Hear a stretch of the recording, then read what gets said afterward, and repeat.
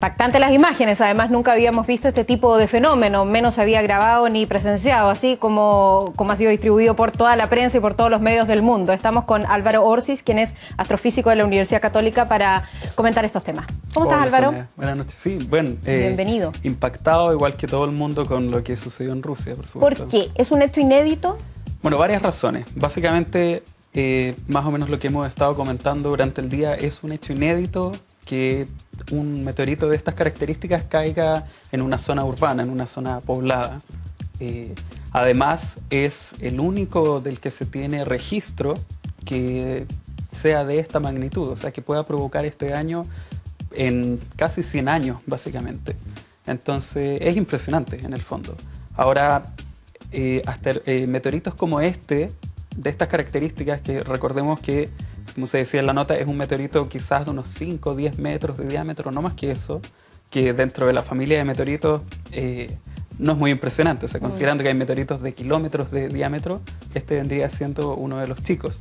Y por eso son bastante frecuentes. Entonces, pero causa un daño enorme. Exacto. Se espera, más o menos se calcula que cada 5 o 10 años más o menos, uno de estos meteoritos estaría cayendo a la Tierra, básicamente. Ahora, ¿esto es regular, Álvaro? ¿Están cayendo constantemente? Lo que sucede es que caen en zonas desérticas, en zonas no pobladas o directamente en el océano. Exacto. Bueno, recordemos que la superficie de la Tierra está en su mayoría cubierta de agua. Entonces, cuando hablamos de un meteorito, que en principio puede caer en cualquier lugar de la Tierra, no hay ningún punto preferencial, lo más probable es que caiga en el mar y que por lo tanto no nos enteremos, a menos de que sea algo súper grande que podría provocar otras cosas. Ahora, en cuanto a meteoritos en sí, también se calcula que más o menos estarían cayendo unos 10 meteoritos al año, pero con esto me refiero básicamente a rocas, pedazos, así. ¿Ha aumentado o va a aumentar la caída de meteoritos en los próximos años? No necesariamente. Ya, no hay condiciones, no sé, bueno, la que verdad indiquen es que eso. No, para nada. Lo que sí, a ver, la NASA ha estado desarrollando un programa de objetos cercanos a la Tierra, que se conocen como NEOS, hace unos 10 años más o menos. Y es la estadística que nos proporciona la NASA, que básicamente es de alrededor de unos 10.000 asteroides que están orbitando relativamente cerca de la Tierra. Es esta estadística la que nos permite ahora hablar de estos números. Decir que meteoritos como el que cayó en Rusia probablemente van a seguir colisionando con la Tierra cada 5 o 10 años, en fin. Ahora, este tipo de fenómenos ocurre absolutamente al azar. ¿De ahí entonces que sea imposible seguir la trayectoria de un objeto como este? En principio, ¿De este tamaño? De este tamaño, a ver, sería posible seguir la trayectoria si uno tiene la suficiente suerte como para haberlo detectado con anticipación. Básicamente ese es el problema. Básicamente la estrategia de la NASA es la siguiente: tú encuentras un asteroide en el espacio. ¿Cómo se encuentra? Básicamente se toman imágenes consecutivas del mismo sitio en el cielo y después se comparan, por ejemplo, dos imágenes y se ve básicamente que están las estrellas de fondo o cualquier cosa, pero si algo en esa imagen se movió con respecto a esas dos imágenes, bueno, es sospechoso. Y así es como vamos detectando asteroides. Ahora, mientras más imágenes existan, mientras más datos, más fácil es calcular una trayectoria. Y es así, por ejemplo, que el famoso asteroide que este viernes pasó hoy día en la tarde, claro, se conoce hace un año. Entonces hay un montón de datos acumulados ya básicamente de un año que nos permitieron calcular la trayectoria de ese asteroide con bastante precisión. Ya, pero esos asteroides que se observan son gigantescos. En específico, este asteroide 2012 DA14, ¿no?, que pasó rozando, como dice en la Tierra, es gigantesco, en la mitad de un estadio nacional. Claro, bueno, no es tanto más grande que el que cayó en Rusia, para ser realista. Tiene un diámetro de unos 45 metros, más o menos. Comparado con el de Rusia, que tiene quizás unos 5 o 10 metros, sí, es harto más grande. Y de hecho, el potencial de adaptación es muchísimo mayor. Dicen que habría quedado un forado casi del puerto de Tokio. O sea, claro, si ese hubiese caído en Rusia, habría destruido completamente esa ciudad. Y no estaríamos hablando de más o menos 1.100 heridos, que es lo que hay hasta el momento, sino de una ciudad completa, básicamente, que desaparecería. Para seguir en el ámbito de las dimensiones, el el asteroide, el meteorito que impactó la Tierra y destrozó todo y terminó con la época y la era de los dinosaurios, ¿de qué dimensión era? Esa es buena pregunta. Bueno, se estima que es más o menos, puede haber sido un meteorito de unos 10 a 15 kilómetros de diámetro. O sea, estamos hablando de una escala completamente distinta. El cráter, que está de hecho en la península de Yucatán, claro, tiene más o menos unos 180 kilómetros de diámetro. Para que uno se haga la idea de esa, es realmente otra escala. Ya. Vamos con otro ABC para seguir entendiendo estos fenómenos. ¿Qué diferencia hay entre un asteroide y un meteorito? Que tú hoy día me la explicabas claramente. Buena pregunta. Básicamente son el mismo objeto. Lo que cambia es dónde lo estamos observando, básicamente. Los asteroides son estos pedazos de roca que están flotando en el espacio, por decirlo así coloquialmente. Un meteorito es una piedra que uno recoge del suelo y dice, esto vino del espacio. Eso es un meteorito, ¿entiendes? ¿Qué hace que un asteroide se transforme en un meteorito o llegue a causar impacto en la Tierra? Bueno, ¿por qué no se pudo disolver en la entrada a la atmósfera? No, la verdad es que sí se disolvió. Gran parte de este meteorito se disolvió en el cielo a unos 30, 50 kilómetros de altura, más o menos. Por lo que eso es más o menos lo que indica preliminarmente las imágenes que han aparecido hasta ahora.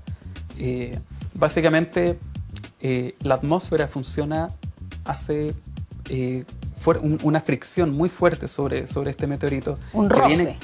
Que viene cayendo a unos 50.000 kilómetros por hora. Entonces, la atmósfera realmente nos protege en ese sentido, provoca una incandescencia en el meteorito muy grande, y por otro lado, la presión misma que tiene que soportar el meteorito es muy grande.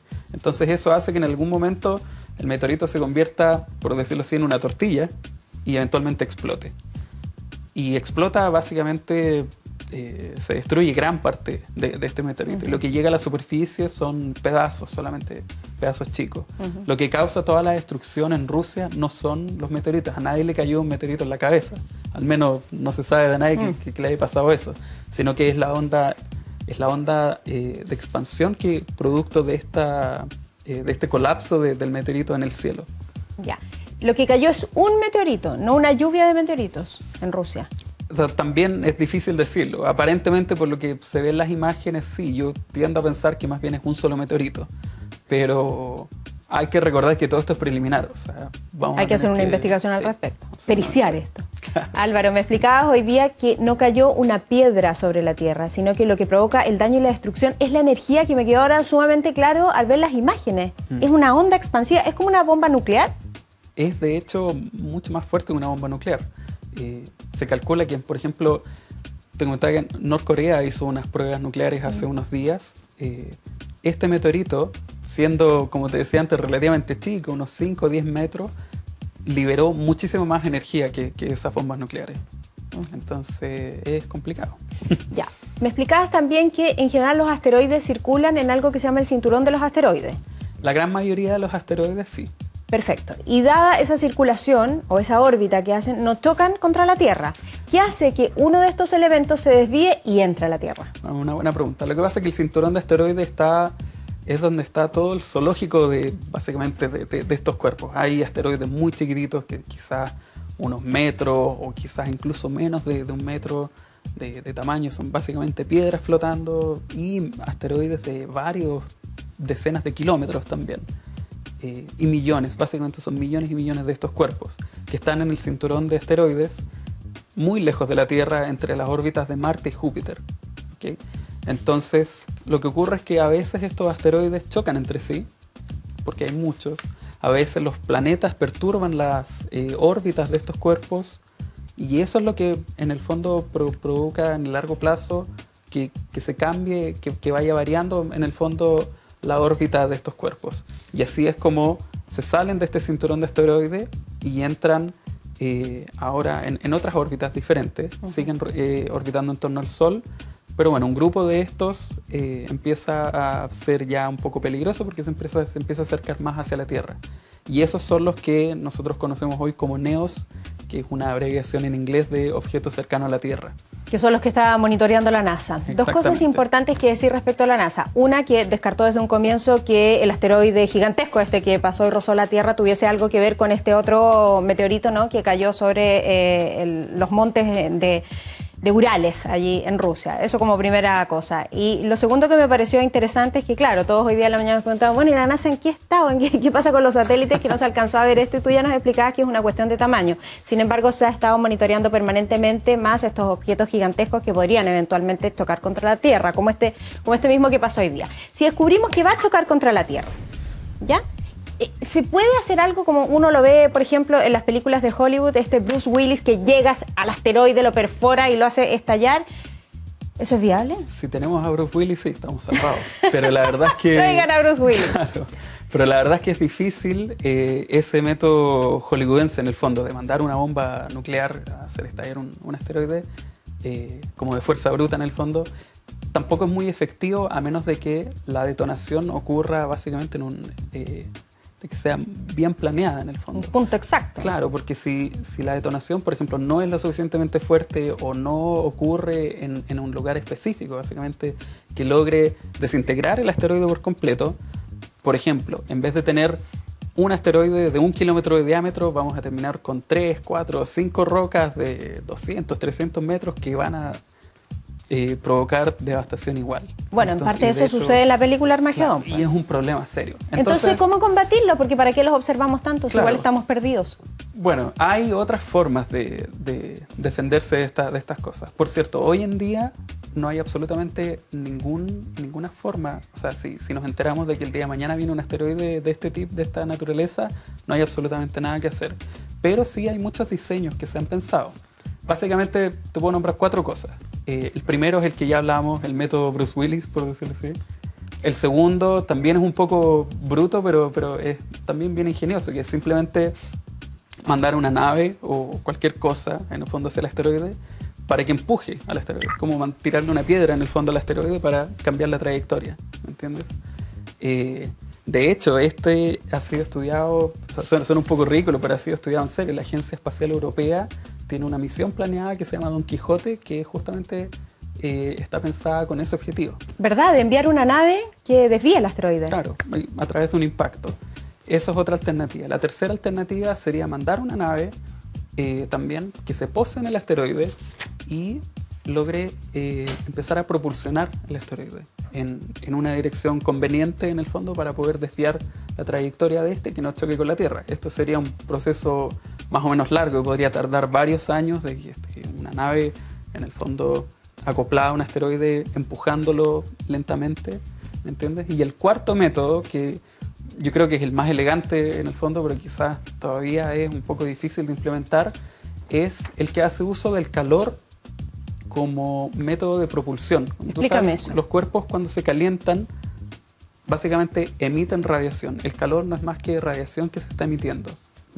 Y en el caso de los asteroides que están rotando continuamente, este calor genera una pequeña propulsión y de hecho genera un pequeño cambio en la trayectoria de estos cuerpos.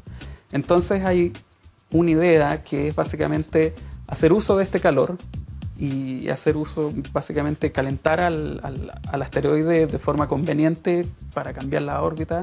Podría ser iluminándolo con un espejo o algo así, o de hecho pintando el asteroide de alguna forma, cosa de cambiar la reflectividad que tenga en el fondo, planearlo estratégicamente, ¿me entiendes? Sí, qué interesantes todos los métodos que se están estudiando. Bueno, si es que queda el tiempo, ¿no? El tiempo suficiente como para destruir un asteroide. Si yo me confundí en finales de películas, porque en el Armagedón efectivamente Bruce Willis llega al final, tal como me corrige mi directora de video, y estalla, pero en Impacto Profundo es cuando se divide a la mitad y se termina armando esta ola gigantesca. Súper breve, Álvaro. Aquí surgen las teorías de la conspiración. La NASA sabe que un asteroide va a chocar contra la Tierra, pero no lo dice porque vendría el caos mundial. ¿Es eso posible? Es muy difícil. En ciencia y en astronomía al menos yo puedo dar fe de que de hecho es público. Todos los avances en astronomía y en ciencias espaciales son de hecho, cualquier persona puede hoy en día entrar en internet y enterarse de todas estas cosas. Así que no es así. Y de hecho el problema de la NASA es que este programa de detección de objetos cercanos a la Tierra está bastante limitado. El objetivo de ellos es que de aquí al 2020 más o menos puedan caracterizar, mapear básicamente alrededor del 90% de los asteroides más grandes, es decir, de 1 kilómetro o más grandes. Pero cuando hablamos de los más chicos, de menos de 1 kilómetro, el porcentaje de asteroides que se pueden llegar a detectar es mucho menor. Entonces, en este caso estamos hablando de un meteorito de 5 metros, la gran mayoría de esos no los vamos a ver. Por ahora o por el momento la Tierra sigue a salvo. Y si llega una piedra muy gigantesca, créeme que ni siquiera lo vamos a comentar. Álvaro Orsi, muchísimas gracias por haber estado aquí con nosotros. Gracias. Muy interesante la conversación. Gracias.